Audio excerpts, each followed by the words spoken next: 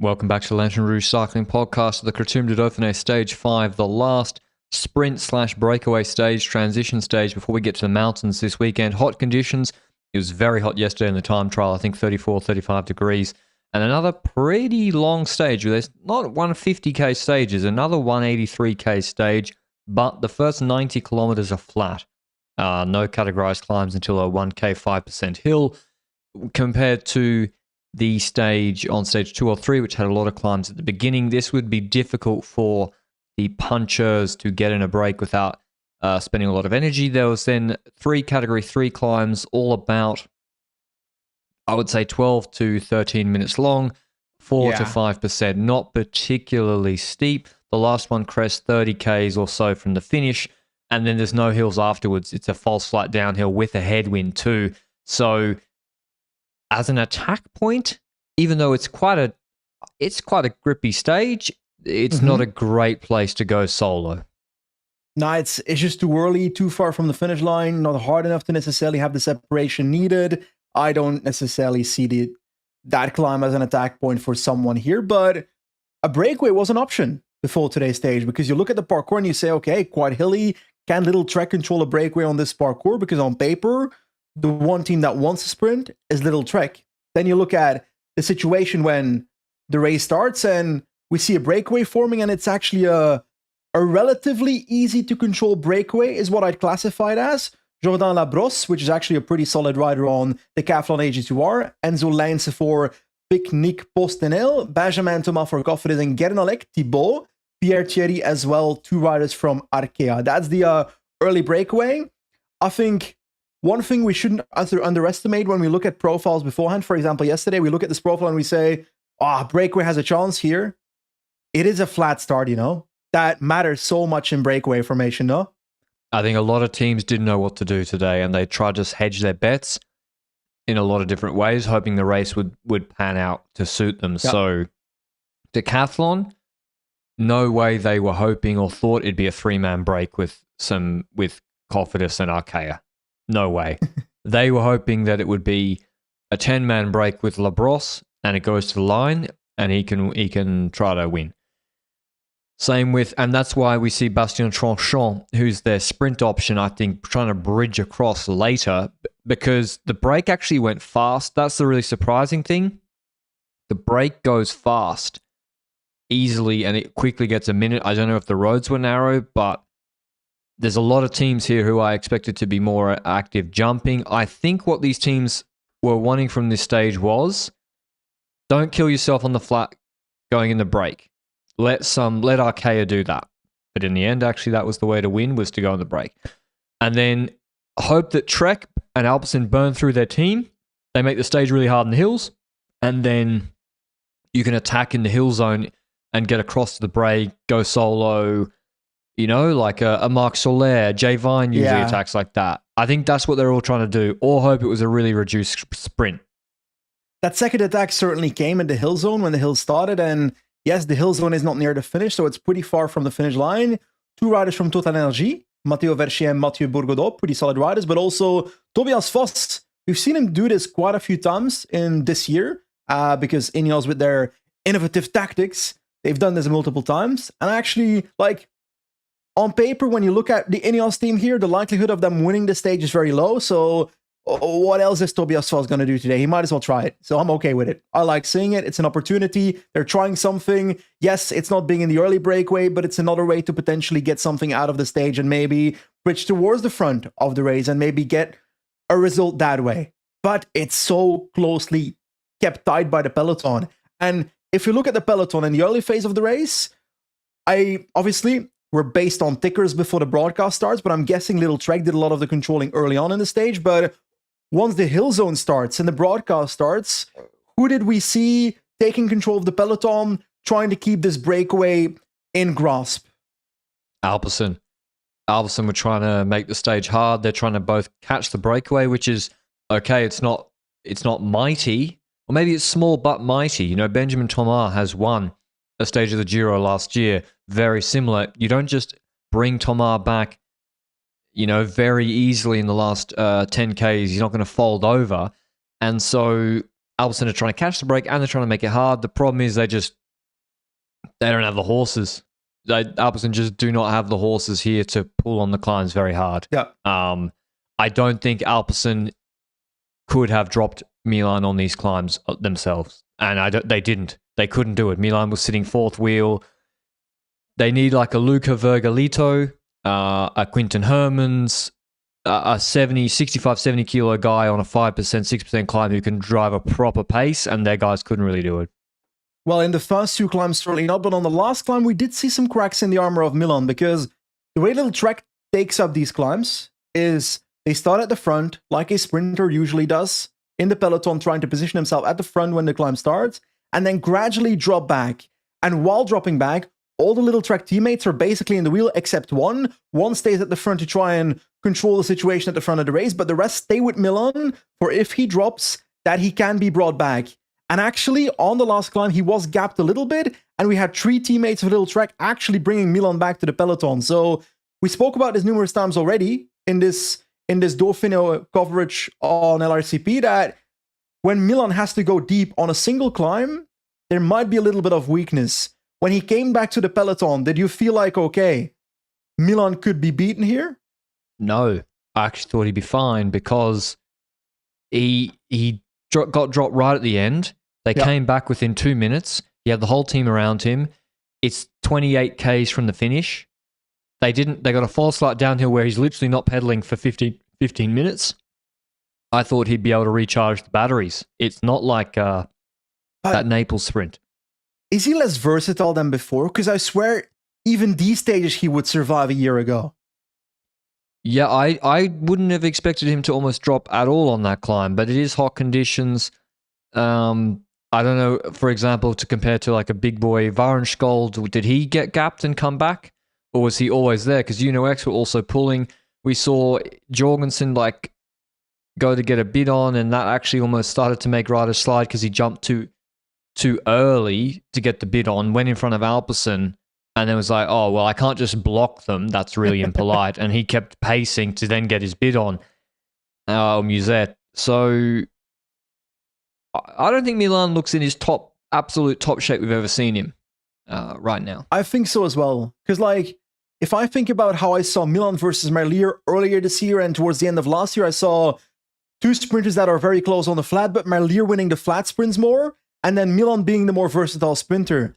Based on this Dauphiné, not even sure I've seen that in this Dauphiné, that versatility. So at the Tour de France, I'm putting Merlier above Milan. Although, logically, I would say that, but then again, the competition that Merlier is beating at the Brussels Cycling Classic is also not exactly the best sprinters in the world. But based on what I see now, that's how I view my incoming into the Tour de France. Same It's view? really different stages. It's really different. Yeah. You know, it's like Antwerp Port Epic. Merlier was really, really good. Yep. But it's a cobble flat race, and it's hard to compare. It's not as hot as here. There's more longer climbs here, so I don't know. Israel were very confident in Jake Stewart. I would say for MVP, he had one chance to win this race, and that was probably a break going and him being in the break with Gianni Vermeersch. Second option, when that didn't happen, if Trek were going to control it, is he had to go on that climb. They had to do like a full lead out on that climb, and he has to go and hope that he gets in a good group, because I just didn't see him winning the sprint, especially as he was isolated. He's just not a bunch sprinter, so I don't expect him to win these sprints. He can get close, he can potentially podium if everything goes right, but winning even in this sprinting competition, I also just don't see. He's wearing the green jersey, but he's not a pure sprinter. Let's be honest about that. Now, we spoke about this climb quite a few times. You said it. X was spacing a little bit. Alpecin was spacing most of the time. Maybe half a minute of a Visma Lisa bike rider sitting at the front because no one else was taking over, maybe. Nonetheless, that climb did not have major effects on the outcome of this stage. The last survivors of the breakaway are still ahead. It's Labros, Gernalek, and Thomas. Those 3 riders are off with limited time, to be honest. And we entered the last 10 kilometers with the break still having a gap of 30 seconds, 20 seconds, 15 seconds. And actually, was there a moment in the last 4 kilometers where you thought, okay, this reminds me of Benjamin Thomas being off the front with a motorbike in front of the group and he might still survive? Yeah, because there was a right-hand turn. I don't know if it was a 5K or 3K rule to go stage today. The the teams did not act like it was 5Ks to go. They acted like it was 3Ks to go where the safety zone was. Sheffield, I think, knew it was 5Ks because he rode, either he was pulling on the front for Laurence during the break back, or he had a mechanical that he then put his hand up with 4.5Ks to go. Or he's the only one that didn't know it was 3Ks to go. Yeah, or he didn't know. And there's a right-hand turn, and then it's one Ineos rider, and like the whole Visma train behind him. I was like, it's not looking good for Trek, for Israel, for Van der Poel. Van der Poel just kind of had to hope it got brought back. But then Trek comes. Julien Bernard today was incredibly strong, one of the strongest riders in the race so far as a domestique all round. And the breakaway kind of dies in the headwind. It just loses it. The poetry of Tobias Vos, who tried to join the breakaway, eventually being the rider at the front of the peloton that kills the breakaway. Something about that made it funny to me. But you're right. That breakaway just perishes because they're perishing each other as well, eh? Because when Benjamin Thomas goes to the front with 2.5 kilometers to go, Kernalek is being gapped, Labrosse is struggling, and then Thomas looks behind and is like, guys, take over, but they just perished in his wheels, so it just ain't going to work if the cooperation, it's not that they didn't want to cooperate, the legs didn't allow for it anymore, and the peloton still had enough domestiques to bring them back, so entering the last 2 kilometers, you said it, little Trek on one side of the road was kind of blocked in with 1.5k to go, but they moved past, they got to the front, and once we see little Trek at the front, we see lots of people fighting for the wheel of Milan, even fighting for the wheel of the lead-out of Milan, even fighting for the wheel of the lead-out of the lead-out of Milan. Everyone wants to be in a wheel that is little Trek related in this sprint. Did you see a certain set of sprinters visible that you were like, okay, these riders are in a competitive position? Nah, I stopped watching. When I saw that little Trek had 4 riders going into like the turn at 800 meters to go, the U-turn with Milan in good position, I kind of just mentally switched off. Seriously, I was like, oh, well, Trek have nailed it. Milan's there, he's going to win. And we saw Stewart moving himself up. Ackermann crashed out earlier.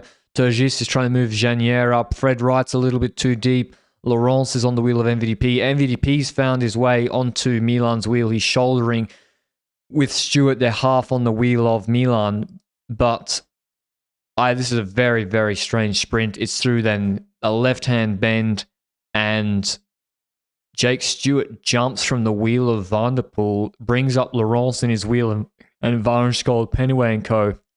And he gets the jump on Milan. And Milan didn't do a great sprint. It looked like he was in the wrong gear. He changes gear when he jumps. He's in way too light a gear. That being said, usually Trek nail it, so you have no choice. But waiting to sprint from the wheel of Milan when he opens his sprint also never made sense. It's like watching people with Lorena Wiebes. The only way you're going to win is jumping her in front and hoping she gets boxed or something. I mean, easier said than done. But Jake Stewart comes around the outside, gets the jump on Milan and wins this sprint actually like easily with guys in his wheel, with Laurence in his wheel. MVDP and Milan go backwards. Maybe that is because they lost momentum. Pithy, Varenskold were good. Yeah, it was Stewart, Laurence, Varenskold, Pithy, Milan 5th, Penway 6th, Janier 7th, Wright 8th, Van der Poel 9th, Tranchant 10th. And we'll speak about Remco in a second. But yeah, it's the biggest win of Jake Stewart's career. And to be honest, he already won the group sprint on stage 1.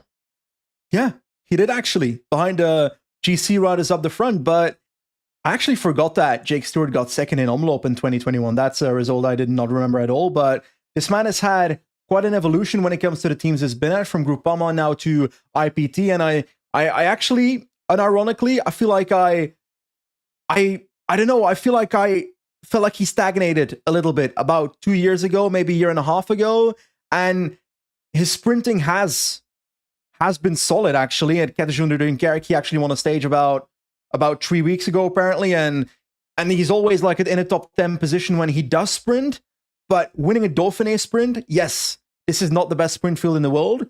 But you're still beating Jonathan Milan, which Jonathan Milan looked cooked from the second that he started his sprint. You're right, his gears weren't great, but he wasn't the vibrant Jonathan Milan sprint that you expect to see. That being said, he was gapping much of Van der Poel off the wheel. So I was like, oh, that sprint of Milan doesn't look that good. And I was like, ooh, Van der Poel is still getting dropped in this sprint from the wheel of Milan. So that also shows how how solid the sprint of Jake Stewart was. So we can't just say, Jonathan Milan was shit today, and that's why Stewart won. We should give Stewart as well some credit for, first of all, jumping early, which others didn't, and second of all, being able to hold it until the finish line, no? Exactly, and it's not like anyone was coming close to beating him. I think maybe his year last year, we don't know. Was he injured? I'm not sure exactly. Maybe he was behind other riders in the pecking order, and he spent his whole time leading out Pascal Ackermann, who's probably paid 4 times what he's being paid, 5 times. So with Ackermann out here or not making the finish on stage 1, he gets his chance, he takes it. He looked good in Dunkirk. Did he win the final stage of Dunkirk? He won one stage, not the final one. Yeah, he looked good in Dunkirk, which is... Oh, it was the final one, sorry. It was the final sprint? Yeah, so, I mean, the Groupama FDJ Anglophone diaspora from 2023 is incredible. Lewis Askey, although he's not left yet. Lawrence Pithy, Jake Stewart, Michael Storer, Sam Watson. All very good riders, actually. So it is, but even if you look at the current era of that Equipe FDJ, there's still a bunch of solid riders coming through that. Like Noah Hobbs is also a young British sprinter that will probably make it to World Tour fairly soon, if he is not already on the radar for people. Oh, yeah, Hobbs will be World Tour next year, 100%. Yeah, he came from the Equipe Continental Groupama FDJ team, now at Evadications U23 team. And like you say, he's looking pretty damn good at the moment. Then we had Lewis Bauer, who rode for that Continental team this year that is also passing through. I think June 1st might have been his first day at the World Tour team this year. And there's a few other riders like Brio Crolin, we mentioned him the other day. He also came from that DEF team. There's probably going to be a lot more that come through in the next couple of years. That's a DEF team that always produces talent. And I do wonder where the oceanic tie-in for that team comes from. Because that I don't know. Yeah, well, who's the scout? Pithy will know, but why they always sign so many Kiwi riders. Plowright, Australian, came from there as well. Yep. It's on Alpecin now. So, yeah, they always had a couple of Kiwis. They don't have any English or British riders on at the moment. They have Maximum de Comble. He's also got a World Tour contract. He's a very good all-round rider. He's in his final year at the dev team. And they have Romain Gregoire's brother, who he doesn't look as good at the moment. And, yeah, so... yeah, it's just a good dev team, and it's produced World Tour or winners at the professional level across a number of riders the last few years. Wait, prediction time. What result does Romain Gregoire need to have to be allowed to have his brother sign for Groupama FDJ? Oh, yeah, true. Tour de France stage? Yeah, for sure, Tour de France stage. That's the pinnacle. I think like third in Lombardia. I think just a lot of UCI points. Like for that 4 jours de Dunkerque GC. Yeah, like why not? There was some other news from this stage. This is looking like a classic. Remco Evenepoel 1 week races follow a certain pattern. You cannot get around them. You cannot avoid it. It is just how it's going to be. He's going to be out of position on an early sprint stage, drop an absolute watt bomb, close a gap like he's playing a different sport to everybody else. And then he's going to pull angrily and get mad that others aren't pulling. Stage 1, we had it. Beautiful. Couple of easy days, maybe one where he could have attacked. Stage 4, he's going to have the TT. He's going to obliterate everybody. And he did yesterday. Destroyed them. Then the next stage, if he's in the jersey, they're going to take on way too much responsibility pulling. I don't know why. They were pulling so hard with Casper Pedersen early. Like, you don't need to control Benjamin Thomas at 30 seconds. He's on 150 in GC. He's not a climber this weekend. And Alpecin and Trek and Israel and all these other teams are going to control for the stage win. Just conserve and then so you have a bubble for Remco when it's actually hectic in the final. Like, do you 100%? You have to make your choice here. Either you invest all your resources into protecting Remco Evenepoel and giving him the best possible end GC to this race, or you start wasting resources throughout the day to respect the yellow jersey, to protect the yellow jersey, to Benjamin Thomas, who will drop anyway on the mountain stages to come. I'm sorry, if Benjamin Thomas takes the yellow jersey by 10 minutes today, I don't care. Like, he won't keep it until Sunday. That's reality. So it doesn't matter. Quickstep would in no way have to control this breakaway today. Other teams will do it, like you said it, but also in general, it's a waste of resources that should be spent on the Remco Evenepoel solely, and not on the trivial crap of, oh, we've got the yellow jersey. Is that why he's doing it? I don't know. Whether it's that or whether it's protecting the jersey, I don't see any other reason for it. Because as a GC rider, you want the break to win on these sort of days. You want the break. Basically, you do want it in a line on that descent. You want it in single file through all the villages. No one moving up, no one fighting for position. You do want the chase to be on. That's good. It's safer. But then around 8Ks to go, you want the sprint teams to give up.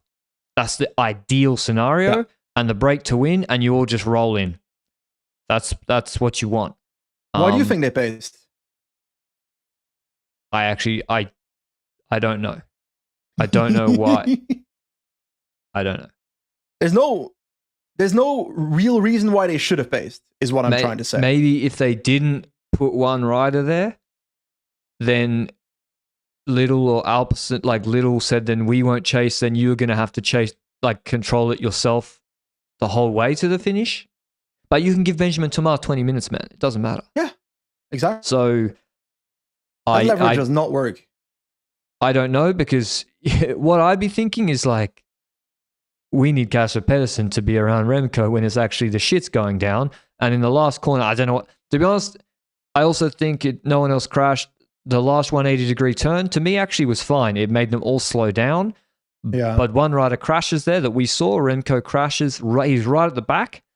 So there would have been braking space. Like, they would not, because when you're coming around that corner, by the time you're coming, the elastic has been so stopped and bunched up at the back that they're going in so slowly into the back. So I don't know exactly what happened, but Remco crashes. He looks all right.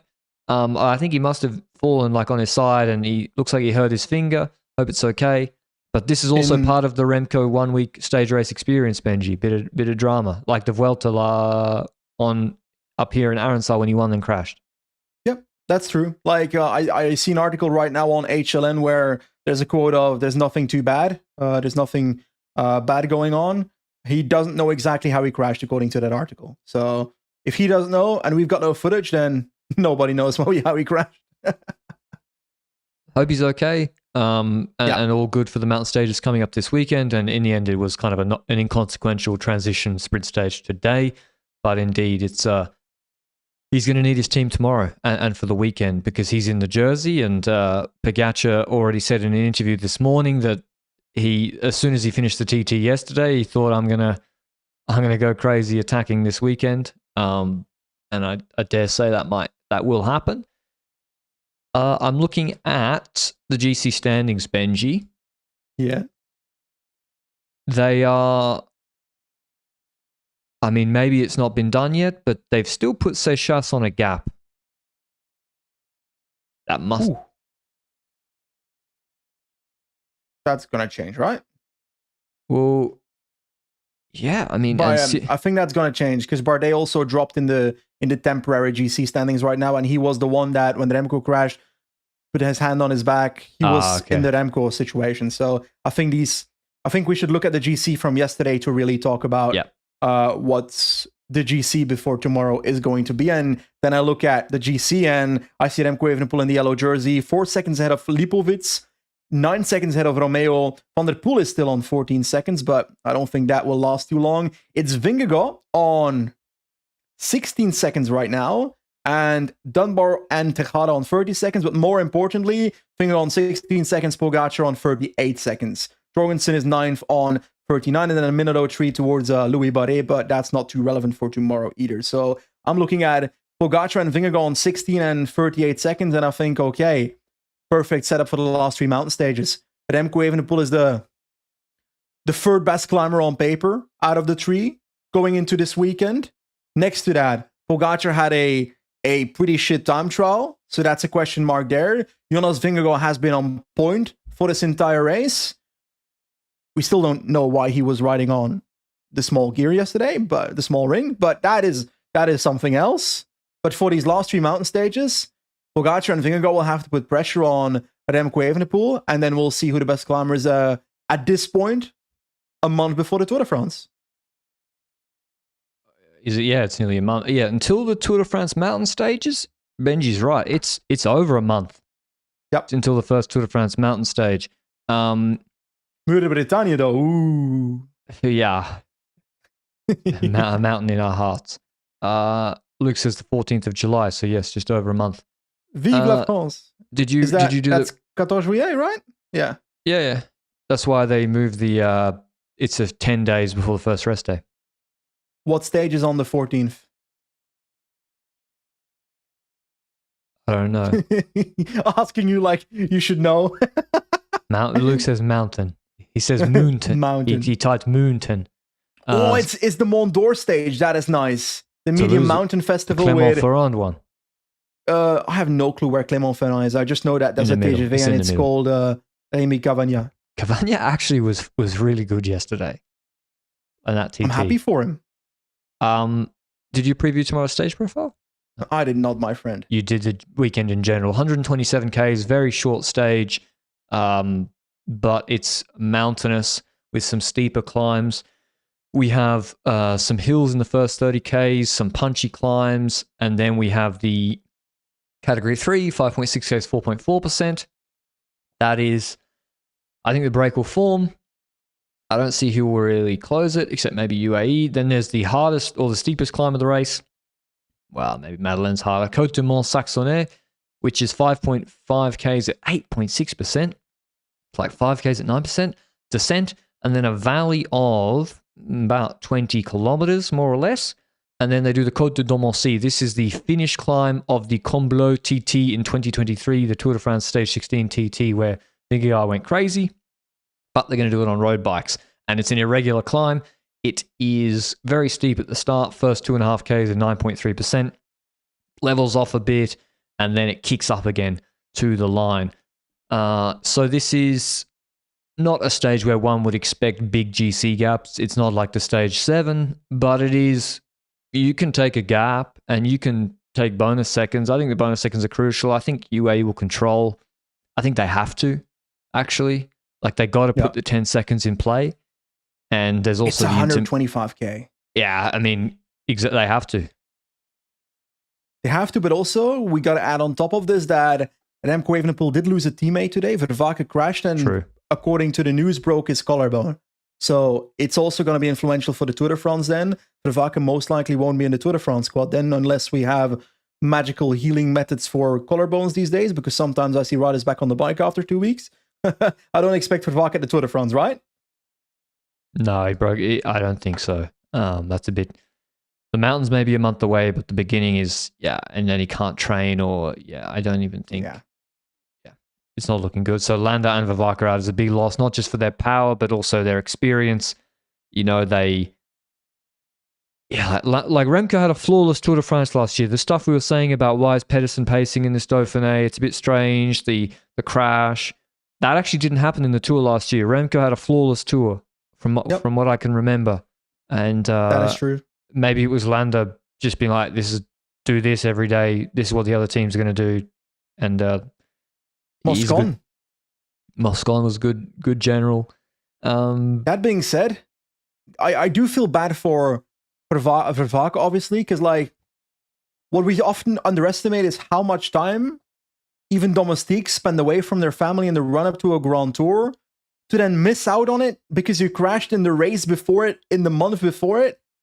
That must be quite a vile moment. So I hope he's okay, and I hope to see him back on the bike as soon as possible. But do we have a stage winner prediction? Because tomorrow, when I look at I'm saying Pogacar. Pogacar sprinting Vingegaard. Because Vingegaard goes into yellow. It is 2.7K at 7.7% into the finish line. So it is actually pretty steep loss, 2.7 kilometers. But this is a Pogacar special when I look at the climb. Yeah. Obviously, the time trial happened, and that gives me a question mark. I'm changing then. You can pick... Changing. I think Vingegaard's sprint looks pretty good. I think Pogacar's the one that has to ride a little bit more. Normally the roles are reversed because Pogacar's normally ahead with bonus seconds or a time trial advantage. And Vingegaard has to take up more of the pacing, but here Pogacar has to. And so if they gap Remco, both should pull. Vingegaard also should pull, but the weighting is a bit different. And Vingegaard doesn't have to pull 50-50. So I think Vingegaard in a sprint. Based on their previous peak level, they should be able to drop Remco Evenepoel and take the yellow jersey from him. But I'm rooting for the underdog, so I kind of want Remco to survive for the sake of this weekend. I think ideal scenario is Remco dusting these fools and and winning the stage to say, I'm not just a time trial specialist, I'll beat you in the mountains too. That would be the ideal precursor to the Saturday high mountain stage. And even to the Tour de France in general. Yeah. You know? Remco winning this Dauphiné would be the best precursor to the Tour, because then it's not the story of the big two, it's really the three favorites. So, which is completely opposite to the precursor we had before this Dauphiné, where it's the big two and Remco trying to catch up. Yeah. Well, the big one and Jonas trying to catch up, and behind it, Remco trying to catch up. You know, it could have, the narrative might have been it's going to be a Pogacar demolition job, and then if the order of the hierarchy 1, 2, 3 is reversed to the 3, 2, 1 by the Dauphiné, that's a good narrative builder for the Tour de France. So, but yeah, I think there'll be small gaps tomorrow. I think Vingegaard in a sprint. Very possible based on what I've seen this week. So I go Pogacar, you go Vingegaard, and we'll see tomorrow on Camp Blue. Vingegaard did pretty well on Camp Blue last time, no? Exactly. He has a good track record on this climb, but that, Simon Yates had a bad track record on Finestra. Who knows? Wait, are you saying he should start on the time trial bike tomorrow? Yeah. Oh, you're not allowed to use them in road stages. But if you're trying to get in the breakaway. By the way, I learned yesterday evening that you're not allowed to have an empty beat on your time trial bike. I did not know that. Is that really true? I mean, I checked the rules. What level of liquid? So what's the minimum level of liquid? Well, there's no defined minimum level of liquid, so you can put a sip in based on what I read in the rules. So I can have condensation in there. I'm not sure that will count. 10 mil. It's a UCR rule, Patrick. Do you really think it's not up to interpretation of the guy that's judging it? What? Imagine coming to the start podium of your time trial and the guy's like, only 7 milliliters, my friend. Not enough. You gotta have 2 sips instead of 1 in there. It's just because when you have too many rules, you can't enforce them. Yeah. Who's gonna check? A commissaire? Is that what the commissaire before the Vuelta Femenina team time trials was doing? He was visually inspecting the level of humidity in each of the bidons, and that's why the check took half an hour for each bike. I don't know. Crazy. Ridiculous. Okay, that was our recap of the Dauphiné Stage 5. We'll see you with the mountain recap where there's no hiding tomorrow. Ciao, ciao, ciao.